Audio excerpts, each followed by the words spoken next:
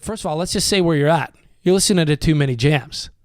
It's a show about all things 20-year-old. With help from friends, experts, and our own personal experiences, we hope to shed some light on those things that seem to leave us lost and confused. Nice. Pulled that. I haven't said that in a while. That's good. Your memory's working. Yeah. What we also wanted to think about for this episode is, do we keep saying, let's go, before we dive into episodes? Or do we change it up? Like season 2, what's the theme of season 2? It's you know what? Maybe let's leave that to listeners. Yeah, if anyone's got suggestions, suggestions for openings. We should also give some suggestions. Top of mind, what do we have right now? Okay, the theme for season 2 is the story of Famous. The band. The only thing I can think of yelling about Famous is when we used to do those photo shoots and that guy yelled "faggots" out of the car at us. Remember that? I don't think that would. You don't think that would fly? I don't think that would go over well. Yeah. So Robbie and I, when we were first thinking about getting famous, we just started going on photo shoots. We're like, just get our Insta game up. And then guys would yell out of the car at us as they do, which is hilarious. Just like see two guys taking photo shoots down at Polson Pier. Like 3 guys. Gobesy was there. Gobesy was there too. I think Gobesy was the actual the victim of this story. So we can't yell that. Something about getting famous. It's 2019. We should do our Let's Rock thing. Oh, that's good. So that's good. Give you a platform. Let's rock. Let's rock. Let's rock today. Let's rock. Let's rock. Let's rock today. Shoot it. Kaboot it. Couple of these. It's a long handshake. We'll work on that later. All right. I actually used to use that one every time I go down the river. When I was before at the you top, kayak? Before I kayak, I had one that's like, let's shred. Fuck, we gotta, yeah, I guess maybe because we do that before we do our rock shows live. Yeah. Maybe we should think of a podcast specific one. Let's pod today. We'll work on it. We'll work on that later. Yeah. Goes another 20-year-old. Holy shit, I hate those guys. God, I hate 20-year-olds. Fuck these guys. Somebody help these 20. It's time to figure it out, Ricky. Don't touch me. Don't fucking touch me. So the intro will go now. Just a message from Tompkins. Little late. I wanted him to send Billy Walsh. Did he send? Tompkins, a.k.a. Billy Walsh, the guy who made our music video, was trying to get... I haven't even seen it yet. Robbie's the only one that's seen our music video. It is fire. Wouldn't know, but I know Tompkins is great, so I know it's fire. But he's finally back, and Robbie and I have a meeting with a record label producer today, and it would have been nice to have a little teaser of the video. Wait, did you send it? No, he just. So I asked him earlier this week. Yeah, so he was what on did vacation. he get back with? He said, I just got back from vacation. Oh. Let's chat this weekend. Okay. Little late on that. Little late. Okay, my notes are up here. So season 2, we're now doing weekly. What's up? What the whole idea of season 2 is, we figured out what we want to do in season 1, and in season 2, we're gonna now keep the jam interviews going with interesting people because we learned so much from it, and there's still people out there that are figuring out what they want to do, but now we know our path. And we like interacting with, chatting with our friends, keeping it up, doing these interviews because yeah, like you mentioned, we learn a lot from them, and there's so many jams out there that you can choose your own pathway. So it's good to keep up with friends, and it gives us a chance to meet new people too as well. Meet new people, yeah. But then we added these weekly things in because we're now on our journey. So we're going to talk a bit more about our jam in detail. So basically, a few things I wanted to get into first before we get chatting, and we'll try to keep these a bit shorter. We had a meeting. But yeah, I mean, I think the goal of these episodes, we're going to keep them to about like a half-hour length. Not the.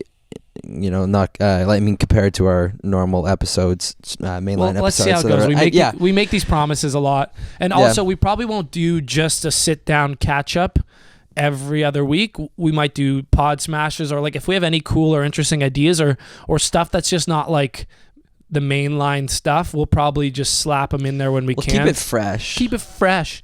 A few shout outs. We got video now. One of the listeners, Tevin Bell, he lives in New York. He makes custom furniture. We tried to get a trip down to visit him before the end of the year, but it didn't work out. He sent a screenshot or an Instagram picture today of him watching Too Many Jams on video on the big screen. Shout out. I showed Robbie that. He's fired up. So yeah, let's go, Tev. We will probably in 2019 figure out a New York trip where we can come down. Robbie and I'll maybe play a few gigs at some bars. We'll get an interview in. And Tevin, as I've heard from Kristen and Mitchell and I've actually Kristen's never boyfriend, met. Have I met Tevin before? I don't Was he think at Kristen's so. birthday? Oh, was he there? potentially. That was a year ago, though. A little bit. I can't remember if I actually met Tevin or not. But from what I've heard from all our friends is that Tevin is an excellent person to visit in New York. He's got the hip, excellent. He's got the underground clubs and the whole scene laid out. He's a really good tour guide. Spends a lot of time making sure it's a cool trip. Tevin, we're coming for you. We're coming for you, Tev. Holiday stuff. How's your holidays? Holidays were fantastic. I actually just got back.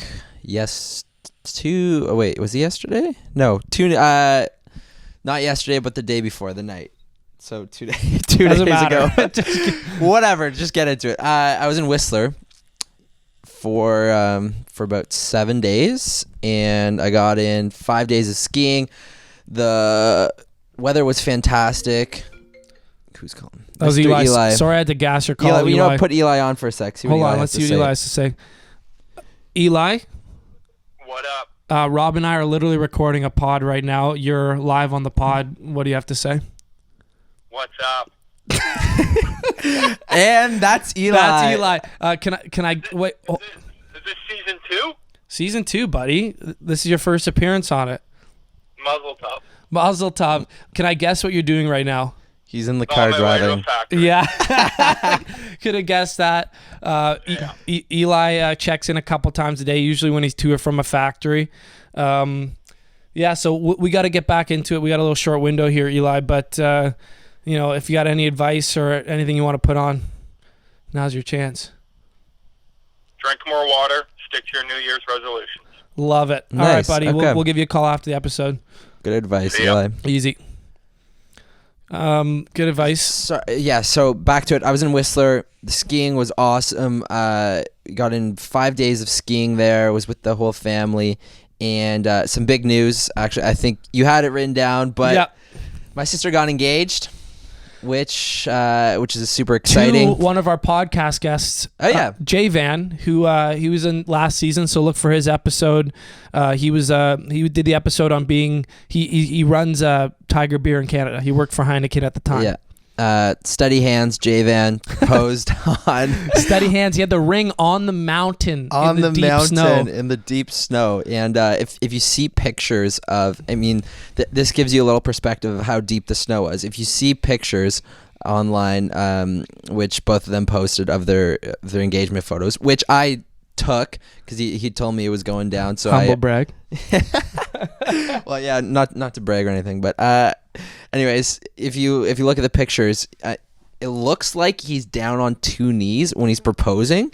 But it's up to his knees. But yeah, because once you take your skis off, if you're stepping down in a boot, you just sink down. Like riding down the hills in Whistler, you're just when you go through some of the glades, you just see the tops of cedar trees poking out. It's that deep. That's how deep it is. You're cruising over these trees. But anyways, in the picture, it looks like he's down on 2 knees, but he took off his skis and he went to bend down, and his foot just sunk down all the way. So it's kind of funny. But that's actually hilarious. I didn't even notice that in the pictures. I'm gonna take, but congratulations, steady hands, Jay Van.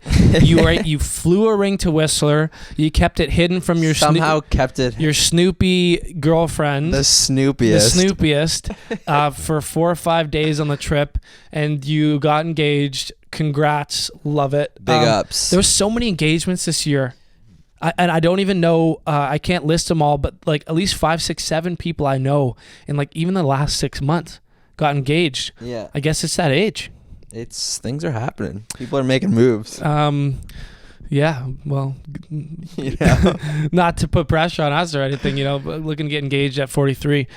Whoa, 43. That's like 10 years from now. bad math. Okay, so that's that. My Christmas or holidays was a lot more chill. Didn't go to Whistler. Parents don't love me anymore. They don't take me on trips. Just kidding. That's true. You're up at your cottage. No, I didn't weren't go you? up. No. Did you not go up? No, I stuck around. I worked bartending a lot, actually, to get that Oh, dough to pay Yeah. for us moving out and our trip to Cali in Feb, if we can pull that off. But yeah, no, I worked a lot. Got to save up the dough. I spent a lot of times this holidays like it was my off season, like focusing on mentality and like as if I was working out to get back in the NHL season. I just like figured out. I reflected. I organized everything. And we'll talk about that a bit in the episode. But I worked a killer New Year's event for like these famous people. It was a few. Who were they? Should I say? I guess it Oh doesn't matter. yeah, actually, maybe no. I don't want to sue them or anything, but it was a nice party. It's a famous guy and girl. They're on TV shows and movies. You definitely recognize them, and if I bump into you, I'll tell you. But Yeah, I didn't recognize their names until I actually searched them up. didn't recognize the names, but the faces you recognize. Like, Faces I recognize though. I mean, I don't watch much TV. and it was such a cool group of friends because they're like mid-30s, and it was cool to see what the famous lifestyle brings about, and it brings about a really cool group of people. Like they're friends from LA, Amsterdam, Dubai, and they're all like in their 30s. They're all successful. They all had like cool stuff going on. Was that their house? It was at one of their friends' condos. Nice place.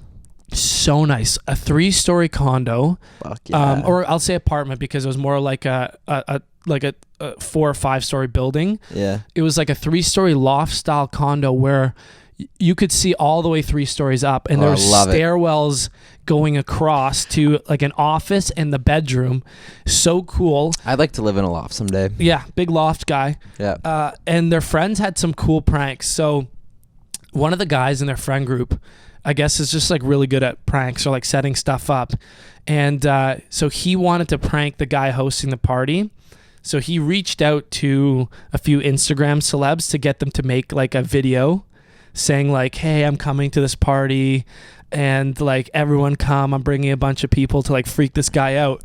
And he tried reaching out to, Wide Neck on Instagram, that guy. Yeah. If you're on Instagram, you've seen the guy from the mugshots, Wide Neck. He reached out to Wide Neck and was like, "Yo, how much for you just to make a little video for us?" And Wide Neck, apparently his management was like $500, and $1,000 to post. Wide Neck's got management now. Yeah, Wide Neck has management. That's what the world's come to. That's fucked up. And it was like $1,000 for him to post it on his page. So he's like, "Oh, like that's too much. I was really expecting Wide Neck to be a bit more affordable." So he ends up reaching out to Chuck Liddell. And I guess, I don't know if he had like some connections, like he was a buddy, but Chuck did it for like $100 and just made a little video being like, hey, I'm coming to this party, looking forward to it. Everyone that sees this video, like, come on out. And he like posted it to a Chuck Liddell page that's on his like main page. But it was so this guy who's hosting the party is like, I see this happening. I'm packing the bar out. And he's like, what the fuck? He's like, Chuck Liddell just posted about my party. He tagged me. He's like, I guess, like, who knows Chuck Liddell? Like, he's freaking out. He's like, yeah. So that was funny. And that he was freaking out all night. So that was prank number 1. Prank number 2, this guy had a bunch of artwork in his apartment. Yeah. Expensive, nice artwork. And he had this plate by an artist just like on the shelf. That was like a $400 or $500 plate. And like art on the plate? Art on the plate, painting on the plate. Yeah. So his friends, being the fucking knuckleheads they are, they took one of their re-gifted plates from some stupid party they were at. It was like a $2 plate that had some stupid art on it. Replaced it? They faked the signature on the back to make it the exact same as the other artist. Yeah. And they had placed it in his apartment like a week ago or 2 weeks ago at one of the parties on a nice stand when everyone was drunk, and this guy just woke up to like a new piece of artwork in his place and was like looking at it, saw the signature, and was like, yo, somebody dropped off a secret gift for me, like, and it's the same artist. Like, look at the signature, and his brother, who's like an art guy, was like, yeah, this is art. Like I can see it and all that stuff. So I'm hearing all these pranks. The people are coming up to the bar telling me about the pranks, and we're dying. Yeah. Because obviously later in the night, they fake a whole scene to smash the plate. Oh, no way. They just absolutely fuck with this guy. It was such a fun That's party. hilarious. So just like a cool group, and I can see us and our friends, like once we have a bit more money and fame, having the money and time to like really like do these like more fun style closer parties. Like they weren't doing bougie, they weren't doing like, oh, we're famous, like let's go bottles, and it's like, no, it's like we're all just cool people. You just want to do fun stuff With your friends. It was a close group party. He found out Chuck Liddell was fake as well at some point. But let's get into That's good. Let's get into the episode. One more story, a little bit of a downer on my Whistler trip. First day when I'm driving up to when I'm driving up there, we stopped off to get some food, and my ring, Trav just got me like the brand new knuckle duster from the ring Wrist and Rye line. If you look, he's wearing it right now. So we make these cool rings. Robbie helped design it. He was part of the design process and naming everything. It was a big special moment getting his ring. It took a few months because the initial sizing wasn't there, and we had to sell some. Finally got him a pinky ring right before his trip. Right before it started. Fell off Immediately. I don't lost know where in the thick snow of the Vancouver to Whistler Highway. You should have given it to J-Van to look after. Yeah, you know what? Maybe then I would have come back with it, but someone's gonna find it out there. You know, enjoy the knuckle duster. Enjoy your ring.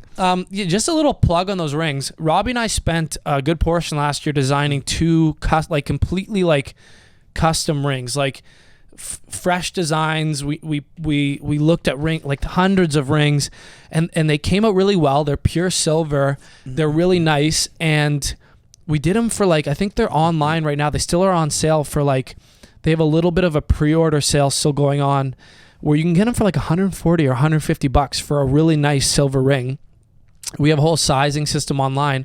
Buy those fucking rings, because if you're a guy that doesn't have any rings and you're looking at Yerman, it's like $600, $700. You're looking at Vitali, it's stainless steel, it's made in Asia. They look nice.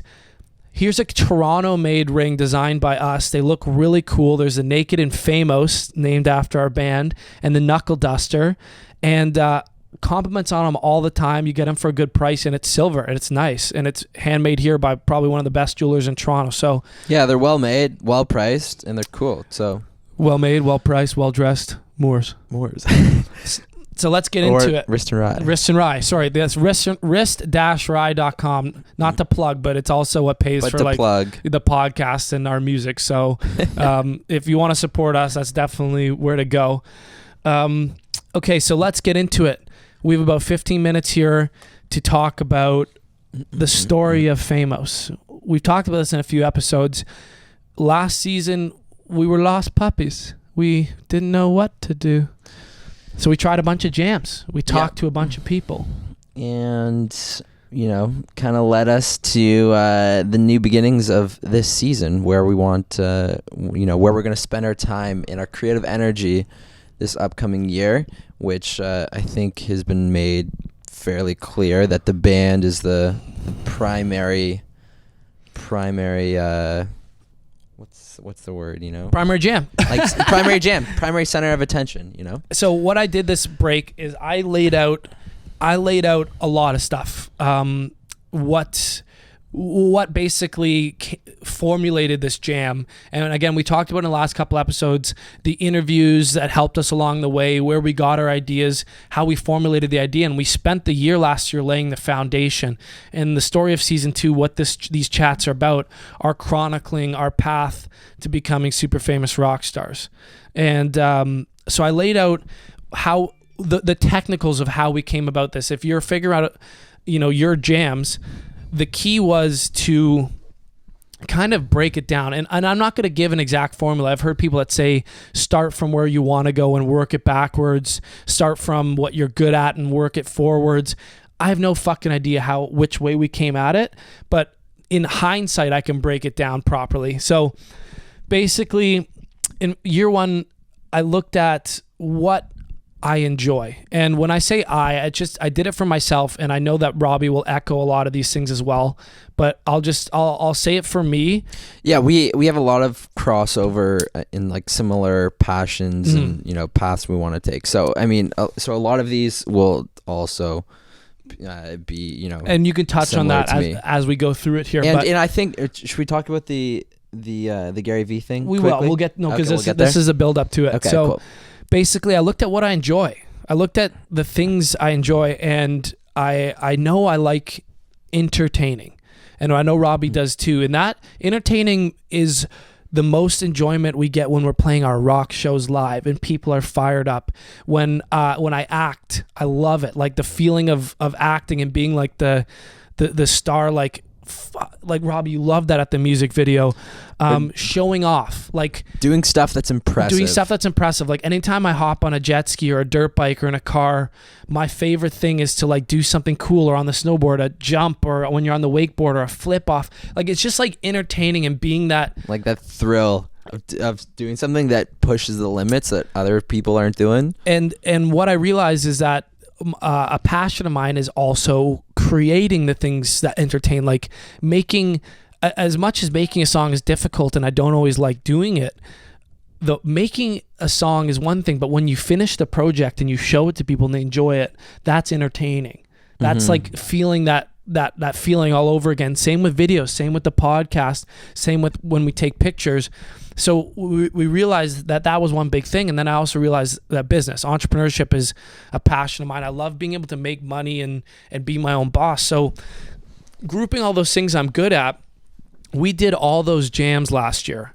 Like we did acting as in a commercial. We played a bunch of shows. We acted in our own music video. We acted in the Wrist and Rye videos. We took pictures. We did real estate photography, our own Instagram. We made a bunch of music.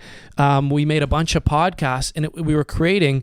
And we realized with the Joey episode about identity, you know, the feedback we were getting, we realized that music was the one part of our identity that the people around us responded to most. The most excitement, the most give us more of that, the most I want to collaborate and work with you. And the podcast was right up there. And then a close second was the jewelry, the videos, and the pictures.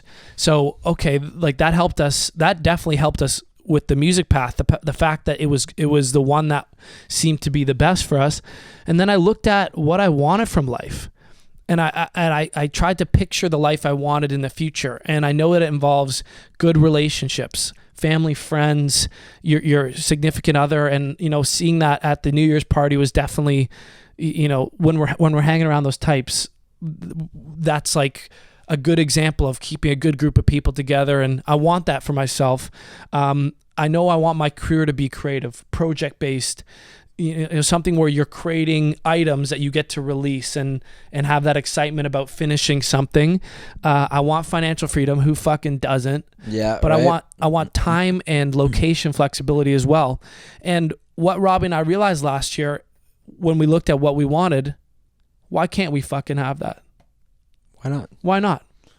And the stuff that we're doing eventually leads to that. So, which is what helped us make that decision. Yeah, why not work harder at that? So we saw to get there. We saw this famousness. When I say famousness, people think it's vain, but it's really just fame is the sign of success for someone in the creative world. The same way someone in the business world would say a sale, or I want to be CEO, or like sell my company, or like, yeah. So it's not the vain aspects of fame. I'm sure we can enjoy some of those. There's no doubt. Yeah. I think that's a good way to put it. It's like when you're saying that, it's you just saying that you want to be successful. Yes. And, yeah. And fame also, we've talked about it. It has some elements that soothe our personality that, you know, we want to have a large group of friends. We want to be a part of the party. And that's when we talk about fame. So this is how we came full circle to, okay, we're good at music. We like it. It gives us the things we want. And, you know, as Gary Vee said, you know, once you're good at something you like, tunnel vision, and we'll get to your whole theory on it in 1 second, basically building that tunnel. Mm-hmm. So I had the realization over the break that we have all these jams going on. We have Wrist and Rye, the jewelry, we have bartending, we have the real estate photography company, we have the podcast. And, you know, a lot of people believe, you know, give up on everything and tunnel vision means you just do music.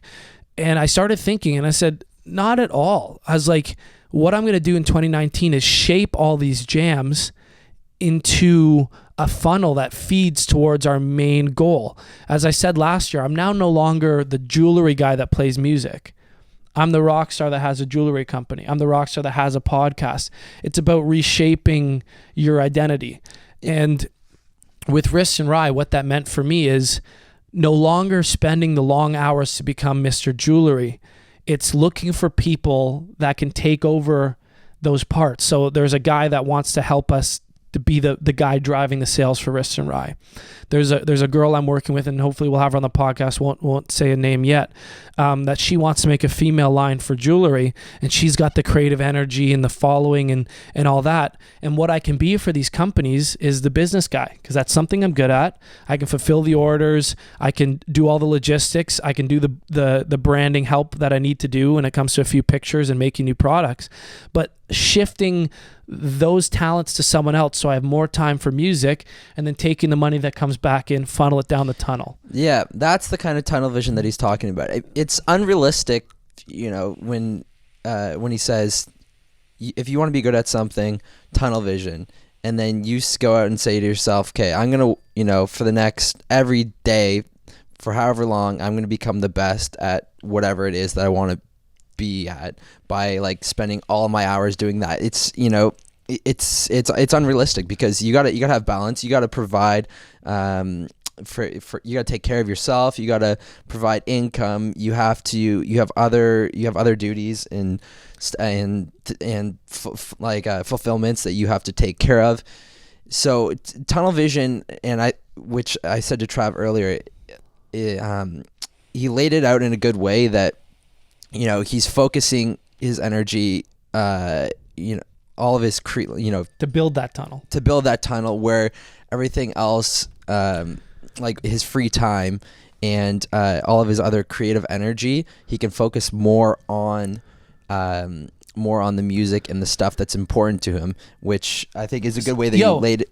Instead of tunnel vision, it's like funnel vision. So right now we have a wide funnel at the top. Yeah. And everything that we do in 2019 is now focusing all of those things down into this funnel so that they can tighten. The people that you see that are doing music all day long, every day, or athletes that all they do is train for hockey, like NHL players or skateboarders that all they do is, what they've done is they've reached a point in their funnel where there's now money and resources and stuff around them. So they can spend all that energy there. So we have to build that tunnel, that funnel. I mean, it goes back to, you know, what we've always said, balance. You know, you don't have to cut off everything. I mean, there's obviously extremes to it. It's like, you know, and because like Gary always talks about how, you know, too many side plates going on, and you know, it's people doing too much and it sort of bogs them down, which also makes sense. It's true if you're not focused to bring all those in line. If you're just doing willy-nilly, which we were last year,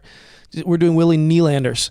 We were basically, we had all these jams that were just fucking going in every which way.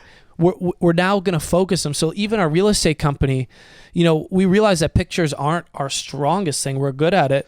But what the idea with that company is, hopefully we have photographers. Just make some money. Photographers that are good at photography doing the pictures for us. We can organize the gigs really easily with our connections. But also a little bit of business. A little bit of business on the side too. Funnel that money from, we don't have to spend the time if we have, you know, a bunch of photographers doing what they're good at, making the pictures, and we funnel that money in that time, shaping the funnel as the gas that pays for our free time and our music production, because this is all expensive.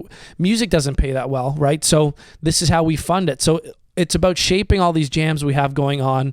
You know, the money we make acting, the money we make doing anything, selling jewelry, bartending, funneling towards this one point. So the title of this episode is going to be fucking Funnel Vision, baby. I like that. Funnel Vision. Funnel Vision. That's a better way to put it. Yeah, fuck tunnel vision. We just coined a new phrase, and if you hear Funnel Vision again, it came right from this fucking couch. Let's go. We're so creative. Yeah. Not to toot our own horns. Toot. But so that's like the idea of this episode. That's where we wanted to get to, is describing this funnel vision, and that's our path for 2019. So we'll briefly touch on, before we wrap this episode up, how our music career focus is going to pan out, because that's really what it's all about. We want to get famous. So what Robbie and I are doing is, right now, this weekend, we're looking at a place to move out. Moving out is a bit of a comfort zone pusher. It's a financial strain. Mm-hmm. But what it means is that you, me, and Kristen, one of our podcast guests, are going to live in a house downtown. And it'll be a creative incubator. Basically a creative incubator. You're the sum of the people you surround yourself with. And if you're with people that bring you up... No, that's from someone else. That's from someone else. I didn't create that. I know. I think that's Frank. Frank George always used to say that. Frank George, and I'm sure he got it from somewhere. That's an age-old saying. But basically, Robbie, Kristen, and I, we all want to be personalities, creative personalities. She makes videos and websites and stuff about making the planet a better place and being environmentally friendly and veganism and all that stuff. And she knows that in order to be successful in that field, she needs to get exposure. So she also does content and videos and pictures. She wants that. Yeah. We need all the... But she needs help doing that too. I think we all can bounce off each other with our creative energies, and it'll be useful being together, be more centralized, because we do these podcasts. Imagine living together. We just go into one room, we finish a podcast. Hey, let's shoot a video. The three of us go out, make a video. We got the music production. Everything will be easier. It's all in house. We can just create instead of you sending me a lick every now and then that I make vocals over. It's like I pop in your room. Like it's gonna help centralize our efforts. So that's step one. Funnel visioning our living. We're meeting with a record label producer today. We actually are about to head to Kitchener. An example of putting your dreams out into the world and the world helping you out, the universe giving back. When you have a focused identity, people are able to help you out more. We've talked about this in episodes. So somebody I was doing jewelry business with, an amazing lady, she's asked me like what I was doing in my life. And I said, hey, like it's now music. The jewelry is what helps pay for it and all that stuff. But I got all this going on. And she goes, my dad's a record label producer. She's like, I will set you up a meeting with him at a studio. Yeah. And this is what happens when you have a focused identity, people know how to help you. And that's the whole reason why we have people helping us make a music video. That's a bit of a comfort zone pusher too, is throwing your dreams out there, being comfortable with, telling people what you actually want, and that concept of like of putting it out there. And who's calling? Oh, Cara Davidson. Should we put her on? Put her on. Okay. Here we go. Cara, what's up? Not much, you? We're just we're recording a podcast right now. Congratulations! You're live. Oh, Woo! We were just talking about your know, engagement, crazy. and we were just finishing up an episode, and you are live right now. How excited are you about this engagement? Oh my god, I'm so excited. It's still so surreal. I'm like, I can't even believe that actually happened. Like I'm waking up. It only took him 9 years. Oh my god. Yeah, exactly. Oh, finally. This is so huge. So exciting. We're so excited. Awesome. My family's so pumped up. Yeah, Judy sends her congratulations. It was the best New Year's news I got. Thank you. Oh, thank you. Okay, well, sorry, I don't want to interrupt. I'll let you guys go. What the fuck? Any last words of advice for our listeners? Am I live right now? You're live. You're live, yeah. I think my only advice is when you know, and it's worth the wait. Oh, That's good. Care. Thank you, Cara Davidson, and we'll chat later. Okay, love you. Bye. Okay, love you. Bye. Love you too. Yes. Okay, sorry. You were just saying. I forget what we were saying. We were talking about the comfort zone pushing of putting your stuff out in the universe. Oh yeah, and then that's something you don't. I don't think you fully grasp or understand until it actually happens to you, right? And Joey helped us with that. Yeah. That's what it was. And shout out to Joey. He got some T-shirts to G-Eazy recently. Oh, I saw that. That was cool. So cool. And he got his shirts on J. Cole. to Joey's been doing well. Another Yeah. plug, Mr. Saturday. yeah. Cool, very cool clothing. Very cool clothing because Check it out. he has a cool identity and he captures it in his clothing and people want to support it and be a part of it. He's a perfect example of someone who's focused that. Same with his girlfriend, Allegra Shaw, on YouTube. Check her out. She is famous. So anyone who's famous is A-okay in my books. So what we have to do, as Robbie said, is push our comfort zone, put it out there. And that's how we've got the people that are working on a music video, the people that are helping us finish our EP. 2 friends are working with us because we went to them and we said, we have this vision, we have this dream, do you want to be a part of it? And they said yes.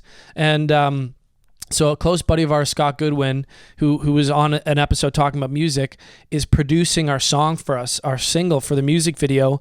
Another friend of ours, Elliot, who is like an amazingly talented producer in his own right, making electronic music.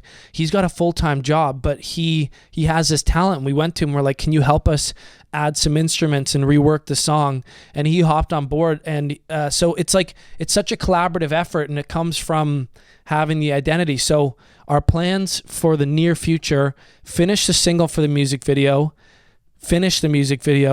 we'll add 2 more songs, maybe 3 to the EP to launch with the music video. I'm thinking, well, what we got like 9 or 10. Around there. We got that many original songs, or sort of stuff in the works. And I'm thinking we'll aim for like 4 or 5 songs.